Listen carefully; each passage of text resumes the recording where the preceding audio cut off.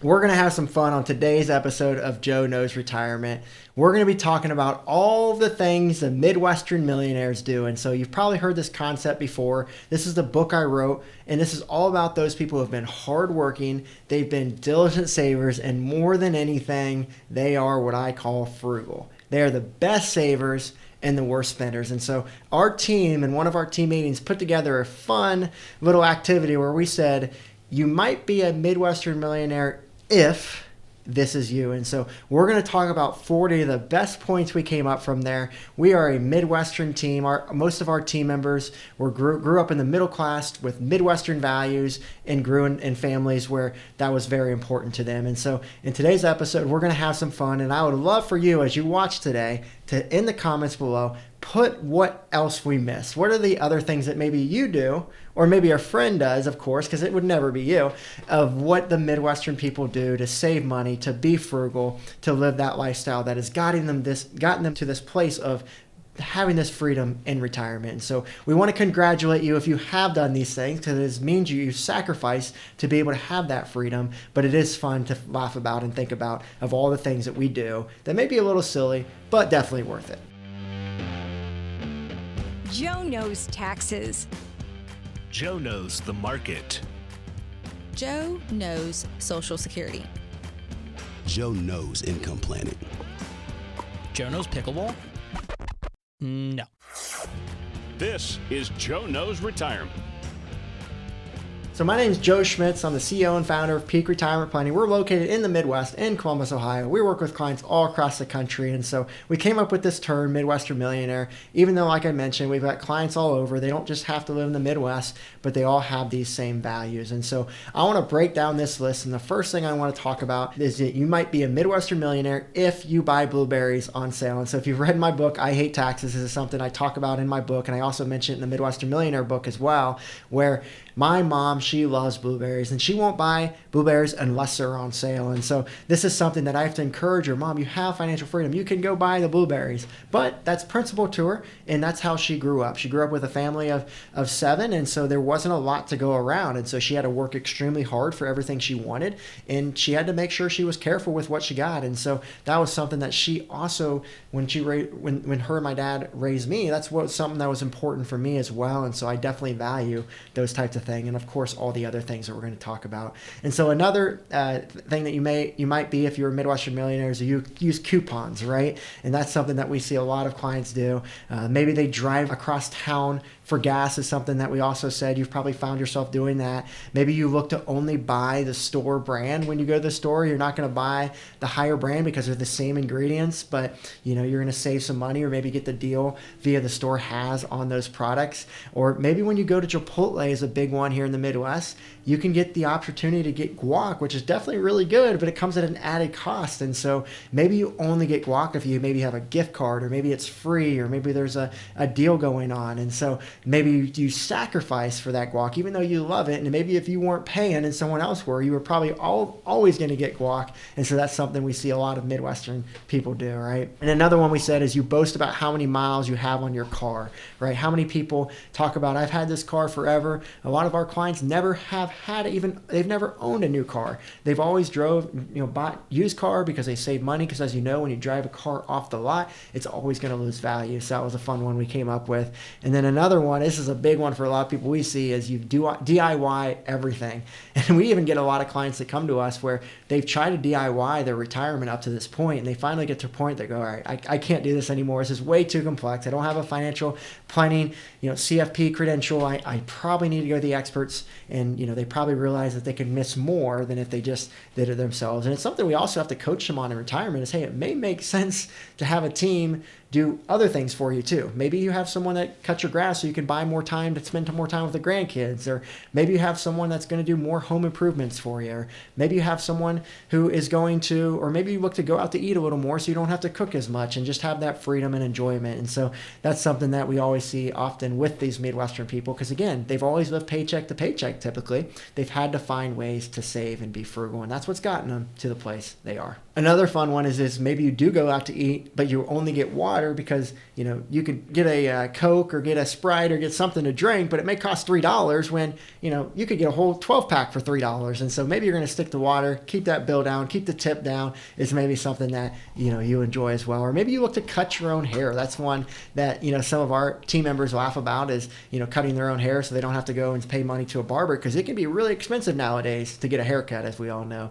Or maybe when you go out to these restaurants, maybe you're getting 5 free baskets of rolls, or maybe of bread, or of chips if you're going to a Mexican restaurant, because again, that's free. And maybe you're just filling yourself up with that, and then you get your meal and you don't eat it all, so you can take it home and have leftovers. And that's another point we had here as well, is maybe it makes sense to have leftovers and eat leftovers often is another thing that a lot of Midwestern people do as well, that are that Midwestern millionaire. And if you want to even take it a step further, since it is free, then you may ask for a to-go box, or maybe, hey, can I get some chips to go, or can I get some bread to go as well, because you don't have to pay for it, right? So taking advantage of all those free things that you can get. Maybe you're also that type of person, if you're that Midwestern millionaire, who buys and reuses those reusable bags, those Ziploc bags. Maybe you reuse those for sandwiches and your lunch every day, and because you can't spend a couple cents to go get some new ones, you got to reuse those, right? Or maybe you use a grocery bag as a trash can in your bathroom or something, so that you don't have to pay for anything there, since obviously those are free. Or maybe even take it a step further and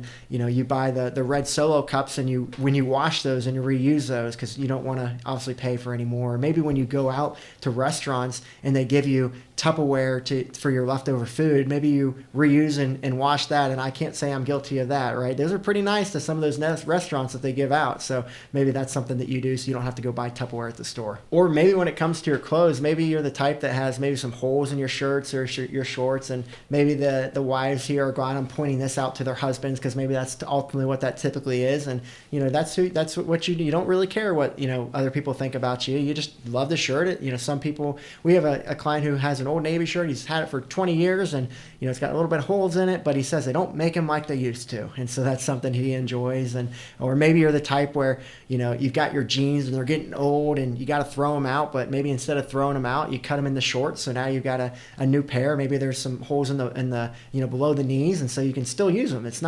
Shouldn't have to waste those. Or with the clothes, maybe you don't buy name brand clothes. Maybe you're getting your clothes from Walmart, or maybe you're getting your clothes from thrift stores even, right? And saving some money because, again, maybe you don't need the most luxury material item. Maybe you enjoy experiences more. You enjoy leaving a legacy or helping others or giving to charities more, is maybe something that values with those Midwestern values as well. Also, back to the restaurants, a lot of people, they may never go to a steakhouse because they'd rather just grill out on the back porch, right? And they may be able to say, I can cook a better steak than they can at a restaurant. Or maybe your night out is maybe at an Applebee's or a Chili's versus somewhere really extravagant, because you're always going to think it's overrated if you have to pay $100, $200 for a meal. And obviously maybe you go to a lot of happy hours where you can get half price appetizers or some something off of your drinks there and make it cheaper. And so maybe happy hour is your middle name, as we say. And we know you're the Midwestern millionaire if you look forward to cutting your grass. If that's you, then you're in the Midwest. We got some green grasses out here. You got to make it look good in the summer. And so maybe that's something that you value. And you never pay anyone, obviously, to cut your grass, even though maybe later on in the retirement years, maybe that could be buy back some time if it's maybe not a hobby of yours. And here's a fun one with the Midwestern millionaires, is they are shopping online for 3 hours to only save maybe $10. But again, it's all about the joy of saving that money versus how long it took or how much work it took. It's all about that joy of saving money. And in the Midwest, we've got some Costco's around, and so maybe you go to your Costco's, you do your shopping, and they give out free samples at Costco, and so maybe that's something that you're always taking advantage of every time you go grocery shopping. Maybe you're even trying to fit in another grocery shopping in the middle of the week just so you can take advantage of that. One we see often is, with the clients we even have, is they raise their own chickens so they don't have to go buy eggs, right? Especially when eggs are high cost and high price. They want to make sure that they can save some money there, but also it can't be any better than home growing it and DIYing yourself. This one's someone on our team said this one, but I almost had to question them because I didn't think Midwestern millionaires went to the movie theater because it was overpriced. I thought they always waited till the movie came out where they got it at a lower cost. But if they did splurge and go to the movie theater, then maybe they sneak in their own snacks so they can save some money on that. It's maybe something that you may have done or maybe a friend has done over the years. Back to saving some money, right? Online shopping for 3 hours. Well, what about if it's about talking to a customer service person because they did something wrong or something happened, and you can try to save $10. So maybe you're on the phone for 3 hours with customer service just to save that $10. And sometimes it's not even to save the money, it's to save principal and to say you've won that, right? I remember hearing this before when I was growing up of, hey, we can't stop at getting fast food or stop at a restaurant on the way home because we've got food at home. And of course, you always know the food's not as good at home as it is in those restaurants. But again, that's the Midwestern Millionaires is, hey, it's cheaper at home if you home cook it and you make it yourself than obviously going to the restaurant. And again, back to the restaurants, you may force your grandkids to get on the kids menu, and your grandkids may be 18, you're still forcing them to eat the kids menu, or maybe you're eating the kids menu to save some money when you're at these restaurants. And again, you got to save room for the free bread like we talked about. Or maybe you're notorious when you go to dinner with your spouse of just splitting the meal so that you don't have to buy 2 meals, you just buy 1 meal, you split it, and again, back to the bread, you can have more bread. Here's one that one of our team members said, is they said that their dad used to be outside their shower with a timer that says, you got 2 minutes, you better hurry up, we don't want the water bill to go up. And so maybe you've had that happen maybe in your childhood, or maybe you've done that to your children. And as we all know, it gets pretty hot in the Midwest in the summers, and so some of the people we know, the Midwestern Millionaires, maybe they don't turn on their air until July, or they fight for as long as they can to turn on their air so they can save some money, or they just run fans all summer and they're sweating all day, but hey, they're saving some money. Or maybe they're the type that in their house they're turning off all their lights so they can save on the electricity bill as well. And if they're not in that room, they're turning it off, or if they are in that room, maybe they can deal with the darkness is maybe a consideration. And we know Midwestern Millionaires love a good deal, and so we probably know they go thrift shopping or garage sales, and we know that they're not leaving those thrift stores and garage sales without a deal on the deal. So if maybe something's $10, they're going to negotiate it down to $5, and so they also are going to love negotiation. And we all know when you get something as a takeout, or maybe you get something at a restaurant where they have the station for napkins and plastic forks and all that. And so we know you may be that Midwestern Millionaire if maybe you take a little bit of extra napkins or maybe a couple extra ketchup packets or some forks, and you either leave it in your car or maybe you take it home so you don't have to do dishes as much there and run the water and all of that. And so maybe that's something you've done. Now let's talk about meal delivery, or maybe there is no meal delivery because all you do is either pick up, or maybe you don't even eat there because you have to worry about tax and tip. And so maybe you only do pickup so you don't have to pay for the delivery bill or whatnot there. Or maybe you've never even heard of DoorDash or Uber Eats because of that. That may not even exist in your mind. You don't even know what that is.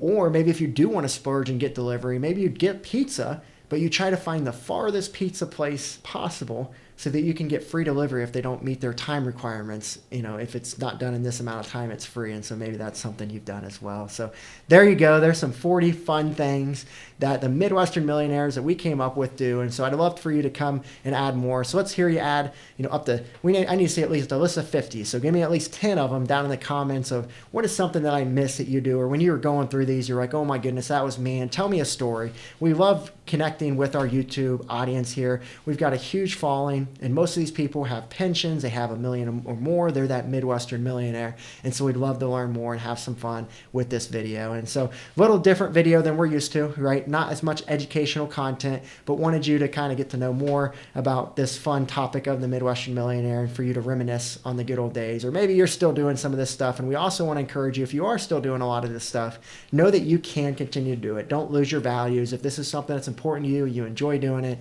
stick to who you are. But know that at this point, you can do what you want, when you want, with who you want, with that financial freedom, because you've already sacrificed and done all these things. So if you would like to read my book called Midwestern Millionaire and you haven't read it yet, go into the description below and you can request it. We'll mail you out a copy for being an avid viewer here, but you have to make sure you comment below and tell me a story before we send that to you. And it's full. The first 20 pages, when you read that, you're going to get a lot of content, very different than what we talked about here today, but you're probably going to read through that and say, this is me, this is me, this is me, probably about 10 times. And we even had one of our clients read it, and they said the first 20 pages, they were crying the entire time because of how real it was for them, and also how painful and sacrificial it was to get to where they are to have that success. And so we joke around about it today, but congratulations for all the hard work and all the true values that you had. And that's something that we certainly admire and enjoy, working with people with the same values that we have. So that's all I have on today's episode of Joe Knows Retirement, and we'll see you on the next one.